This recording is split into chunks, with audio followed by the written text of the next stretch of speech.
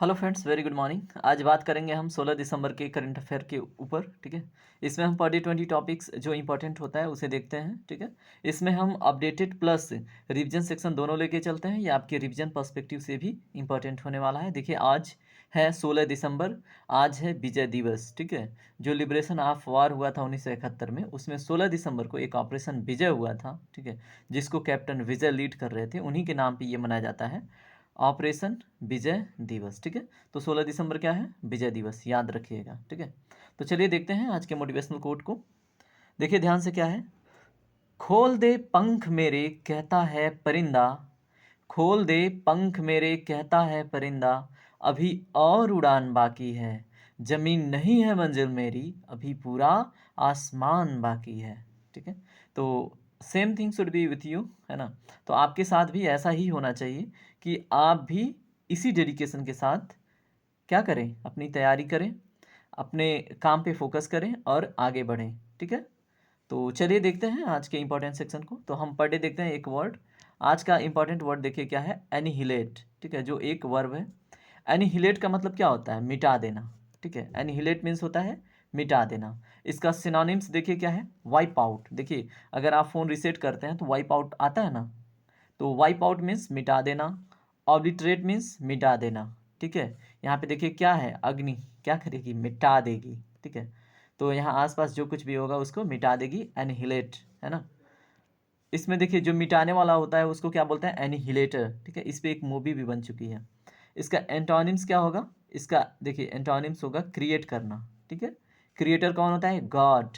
Okay, destroyer भी God ही होता है, लेकिन यहाँ पे रखिए याद, एनिहिलेट का एंटोनिम्स है क्रिएट। एग्जाम्पल सेंटेंस देखिए, a simple bomb of this type could annihilate them all. ठीक है, यहाँ बॉम्ब की बात हो रही है। अगर ये बॉम्ब ही एक्सप्लोड हो रहा है, ठीक है, इस एरिया में, तो क्या करेगा? वो सब कुछ क्या करेगा? मिटा देगा, जला देगा। ठीक है, तो ये सेंटेंस होप की और ये वर्ड हमेशा आपको याद रहेंगे। तो चलिए देखते हैं आज के इंपॉर्टेंट न्यूज़ सेक्शन को। फर्स्ट क्वेश्चन देखिए आपके सामने है, फीफा विश्व कप इतिहास में सबसे ज़्यादा अर्जेंटीना के लिए गोल करने वाले खिलाड़ी बन गए हैं, बताइए। Lionel Messi, Cristiano Ronaldo, Luther, उपरोक्त में से कोई नहीं। इसका सही जवाब है option number A, Lionel Messi. ठीक है, तो फीफा विश्व कप इतिहास में सबसे ज़्यादा अर्जेंटीना के लिए गोल करने वाले खिलाड़ी हैं लियोनेल मेसी। ठीक है, अब ये जो फीफा वर्ल्ड कप है कब स्टार्ट हुआ था, क्वेश्चन ये बन सकता है। ठीक है, तो ये 1930 में स्टार्ट हुआ था। कब से चल रहा है ये? 1930 से। द फर्स्ट टाइम इसका इनॉग्रेशन कब हुआ था? 1930 में। अब आपसे क्वेश्चन है कहाँ पे? ठीक है, 1930 में फर्स्ट टाइम जो, चलिए मैं एक हिंट देता हूँ, ये ना साउथ अमेरिका कॉन्टिनेंट जो है ना, उसमें ब्राज़ील के जस्ट बिलो लेफ्ट में वो कंट्री है। ठीक है, जहाँ पे ये स्टार्ट हुआ था। अब आप कमेंट सेक्शन में बताइएगा किस कंट्री में स्टार्ट हुआ था। ओके, सर्च कीजिए जैसे भी। अब चलिए थोड़ा सा और जानते हैं इसके बारे में। अभी जो फीफा वर्ल्ड कप हो रहा है, तो इसका फाइनल किन देशों के बीच में खेला जाएगा? ठीक है, इसमें अर्जेंटीना और फ्रांस के बीच में। किसके किसके बीच? अर्जेंटीना और किसके वर्सेस? फ्रांस। ठीक है, तो इन दोनों देश के बीच में खेला जाएगा क्या? इसका फाइनल मैच। और इसमें एक चीज़ और याद रखिए, क्या? किस डेट को खेला जाएगा? 18 दिसंबर को। ठीक है, 18 दिसंबर को एक मैच खेला जाएगा। अब इसमें एक और भी इम्पोर्टेंट क्वेश्चन ये बन सकता है कि ये जो फीफा वर्ल्ड कप 2022 हो रहा है ना, कहाँ पे हो रहा है, किस स्टेडियम में हो रहा है?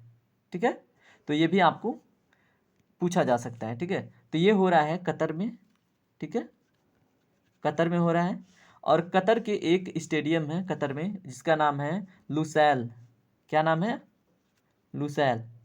ठीक है, लुसैल स्टेडियम में ये हो रहा है। ठीक है, और इसमें एक इम्पॉर्टेंट बात, अभी इंडिया से प्रियंका चोपड़ा जी उसके इनागुरेशन में किसी सेशन के जाने वाली थी। ठीक है, वो आप बताइएगा, लेकिन अगर क्वेश्चन बने कि इंडिया से कौन, तो फिर प्रियंका चोपड़ा याद रखिएगा। ठीक है, चलिए अब देखते हैं हम अगला क्वेश्चन। भारत ने किस देश के साथ प्रवासन और गतिशीलता पर संयुक्त घोषणा पत्र पर हस्ताक्षर किए? देखिए ये तीसरी बार रिपीट हो रहा है। ठीक है, ये बहुत ही ज़्यादा इंपॉर्टेंट है। तो इसमें ऑप्शन देखिए क्या है। देखिए पहले जो क्वेश्चन था उसमें जापान था। ठीक है, उसमें राइट आंसर था जापान। यहाँ पे ऑप्शन चेंज हो चुके हैं क्योंकि भारत ने किसी और भी देश के साथ साइन किया है। बताइए, प्रवासन और गतिशीलता में क्या आने के लिए? अच्छा, मतलब उसमें इम्प्रूवमेंट के लिए, ठीक है। Iceland, Finland, New Zealand, England. तो इसका सही जवाब है फिनलैंड, ठीक है। प्रवासन और क्या है, भारत ने किस देश के साथ प्रवासन यानी कि माइग्रेशन, ट्रांसपोर्टेशन, इन सारी चीज़ों में गतिशीलता लाने के लिए एक संयुक्त घोषणा पर हस्ताक्षर किए हैं, किसके साथ, फिनलैंड के साथ। किस डेट को, 13 दिसंबर 2022 को, 13 दिसंबर 2022 को, ठीक है। तो ये भी आपको याद होना चाहिए। चलिए अब हम बात करते हैं अगले क्वेश्चन पे, क्योंकि ये इस क्वेश्चन के बारे में हम बात कर चुके हैं। क्वेश्चन नंबर 3 देखिए, दिसंबर 2022 में 7वां इंडिया वाटर इम्पैक्ट समिट किस शहर में शुरू होगा, बताइए। प्रयागराज, हरिद्वार, अयोध्या, नई दिल्ली।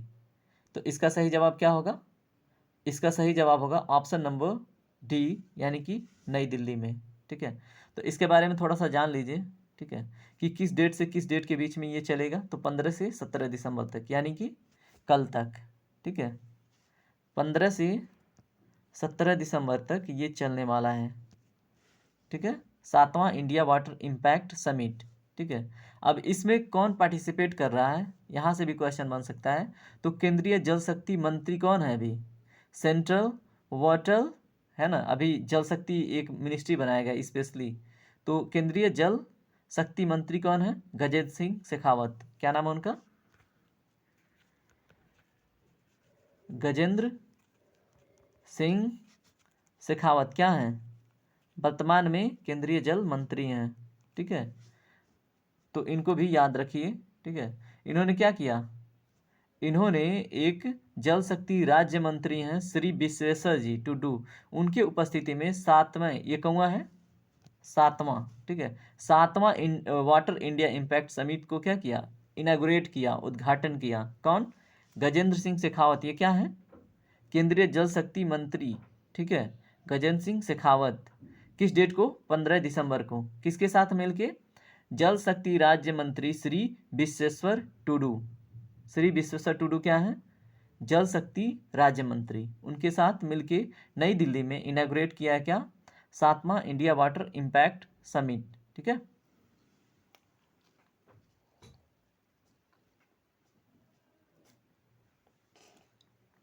ओके, कब तक चलने वाला है, 17 दिसंबर तक। चलिए अब इसमें हम आगे बात करते हैं। देखिए इसमें नदियों के जल प्रवाहों में थोड़ा सा इम्प्रूवमेंट आए, ठीक है, और जो पर्यावरणीय संरचना ना उसमें क्या हो, विकास की गति पकड़े, है ना, इन सब चीज़ों के लिए ये किया जा रहा है। चलिए हम अगला देखते हैं क्वेश्चन।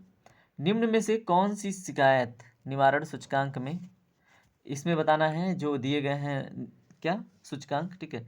तो कौन शिकायत निवारण सूचकांक में चौथी बार शीर्ष स्थान पर रहा है, बताइए। नीति आयोग, भारतीय विशिष्ट पहचान प्राधिकरण, पीएम मंत्रालय, गृह मंत्रालय। बताइए कौन, इसमें जो ऑप्शन नंबर बी है ये सही जवाब है, भारतीय विशिष्ट पहचान प्राधिकरण, जिसको हम क्या बोलते हैं, UIDAI, ठीक है। ये चौथी बार है, ये चौथी बार शीर्ष स्थान पर रहा है, ठीक है। तो क्या है ये, UIDAI, ठीक है। तो किस पे रहा है, शिकायत निवारण सूचकांक में चौथी बार टॉप पे, ठीक है। अब देखिए UAIDI आपके सामने आया है, ठीक है। तो इसके बारे में भी आपको थोड़ा पता होना चाहिए, ठीक है। तो अगर हम इसके बारे में बात करें तो इसके बारे में क्या है, इसमें जो एक DRPG रिपोर्ट प्रकाशित किया गया है, ठीक है, ये मतलब इसी के अंतर्गत आता है। DRPG का फुल फॉर्म क्या होता है, प्रशासनिक सुधार और लोक शिकायत विभाग। क्या होता है, DARPG, यानी कि क्या, बताइए, DARPG, department of administrative reform and public, उसके बाद क्या है, ग्रीवेंस, ठीक है। तो इसका ये फुल फॉर्म है, याद रखिएगा, ठीक है। तो इसके द्वारा ये रिपोर्ट पब्लिश की जाती है, किसके द्वारा, DARPG, जिसमें D stand for department, A stand for administrative, R stand for reform, P stand for public, G stand for grievance, ठीक है।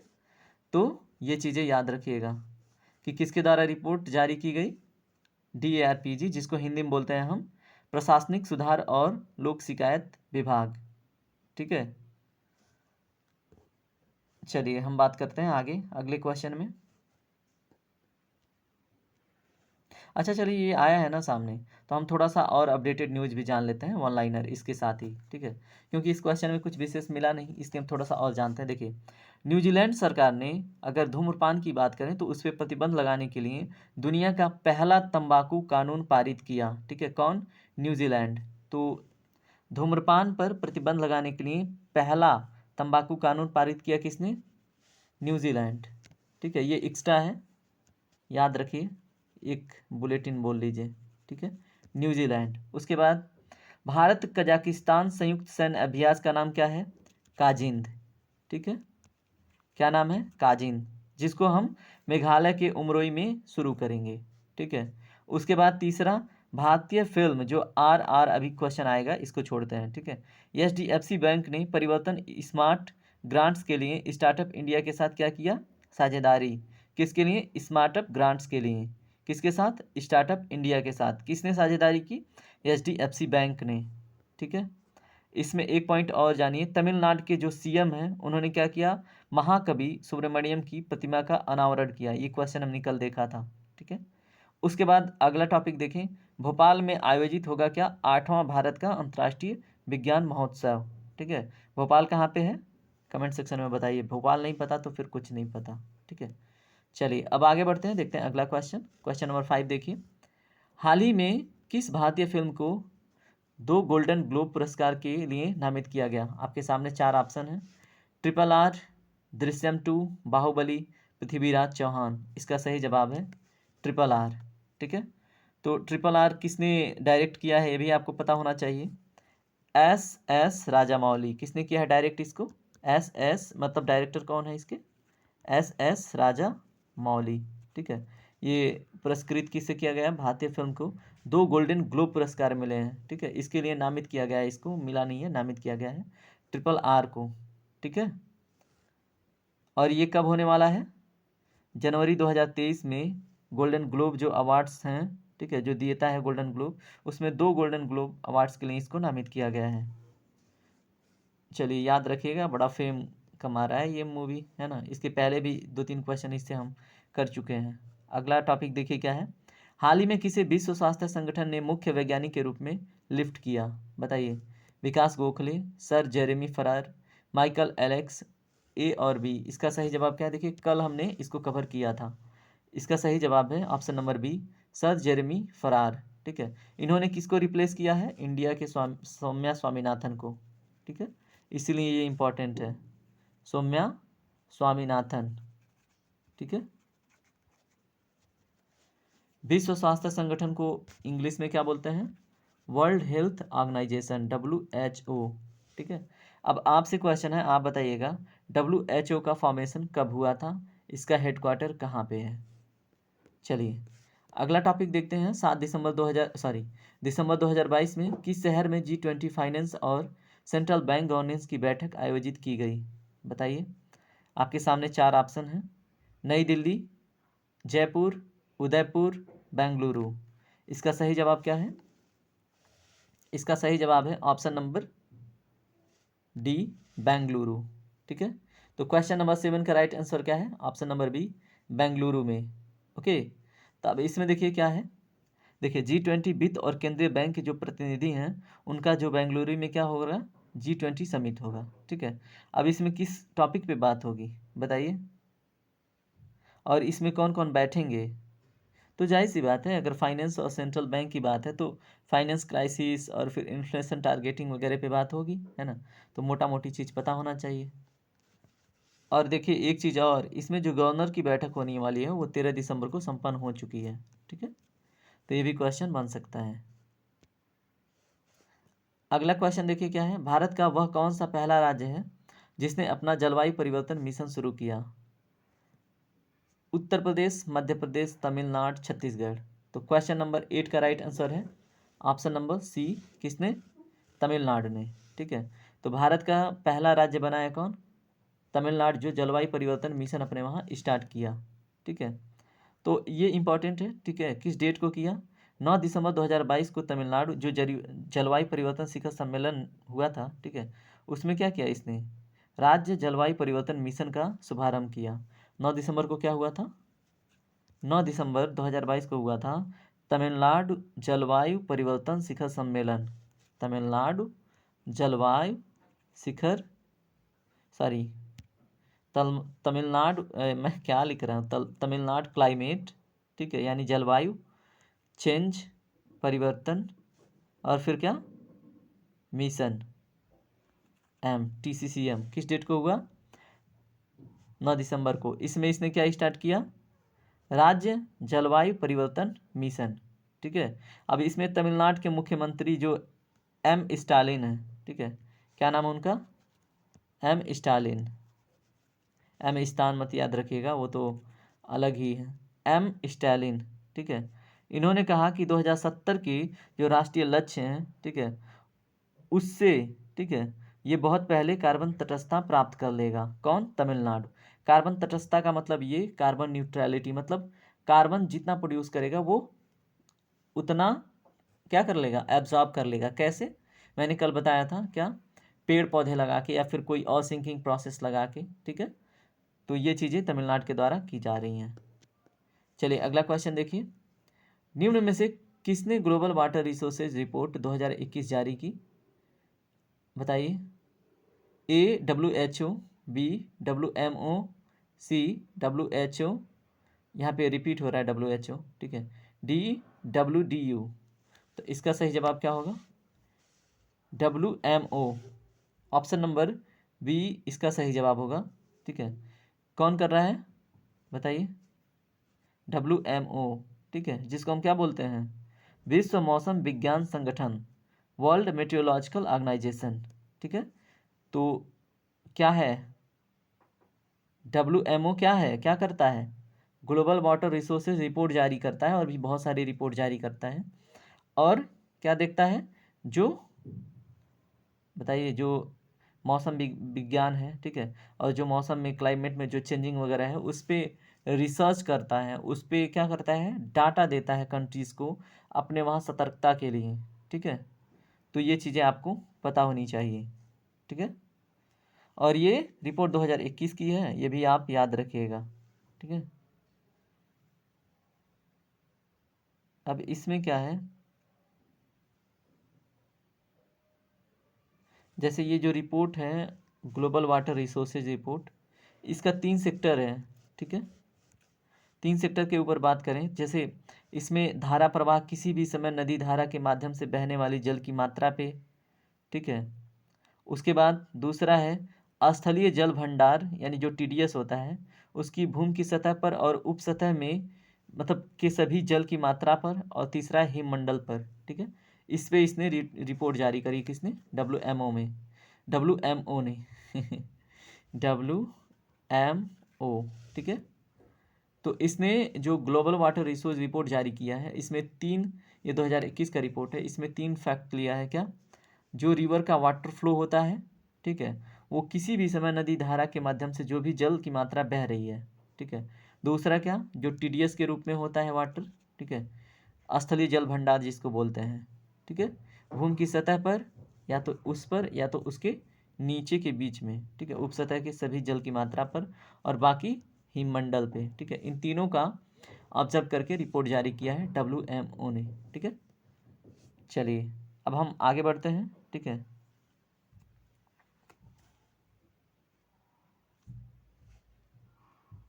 अगला क्वेश्चन देखिए क्या है,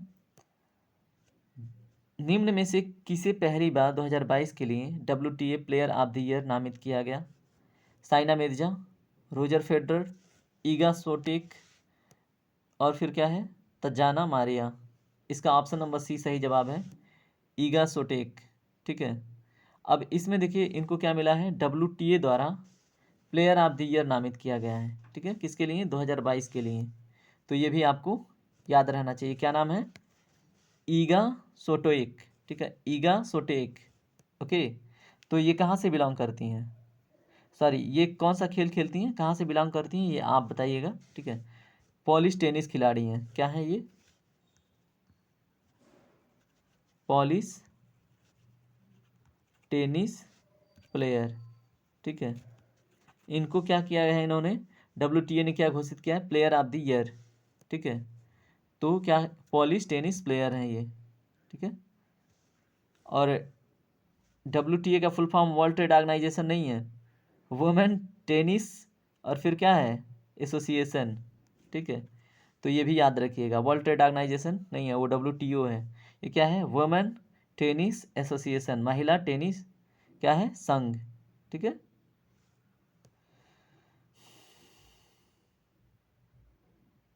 अगर इसमें बात की जाए किस डेट को इसने सम्मानित किया इनको, क्या नाम है, ईगा सोटेक को, तो याद रखिएगा किस डेट को, 2022 में इनकी उपलब्धियों के लिए, ठीक है, 1 नवंबर को, ठीक है, 1 नवंबर 2022 को क्या किया, इस पुरस्कार से इनको सम्मानित किया। न्यूज में चल रहा था इसलिए ये इम्पोर्टेंट है, ठीक है।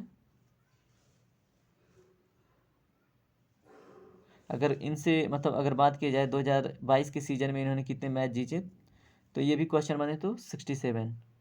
ओके, तो ये छोटे छोटे फैक्ट आपको याद रहते हैं ना, तो ठीक है, क्वेश्चन आपसे बनता है तो हो जाता है।